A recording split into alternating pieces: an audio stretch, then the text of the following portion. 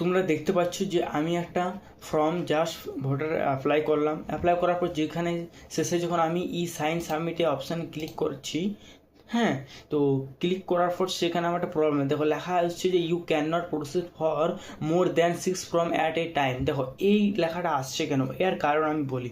দেখো তোমরা যে নাম্বার দিয়ে লগ ইন করেছো বা যে নাম্বার দিয়ে তোমরা আধার কার্ড ভোটার কার্ডের ওয়েবসাইটে তোমরা লগ ইন করেছো, সেটাতে সেই নাম্বারটা দিয়ে তোমরা জাস্ট 6টা ফর্ম অ্যাপ্লাই করে নিয়েছো, ঠিক আছে, 6টা কাজ করে নিয়েছো। এই জন্যই তোমাদেরকে এবার কী করা উচিত, তোমরা এবার যখনই এই কোনো ভোটারকে অ্যাপ্লাই করবে তো তোমার নাম্বারটা চেঞ্জ করবে, ঠিক আছে। প্রথমে তোমরা এসে যাবে, ঠিক আছে, এখানে যেখানে লেখা আছে লগ আউট, এই প্রোফাইলটা তোমাদের আলাদা নাম্বার দিয়ে লগ ইন করতে হবে, তবে তোমাদের এই প্রবলেমটা আসবে না, ঠিক আছে। চলো আমি তোমাদেরকে দেখাই।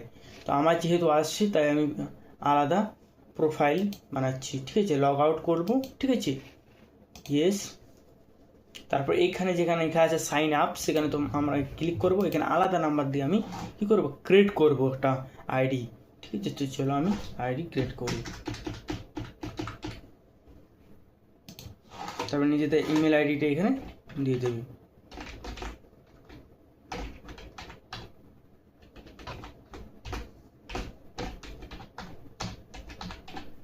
দেওয়ার পর এখানে ক্যাপচাটা ফিল করবে।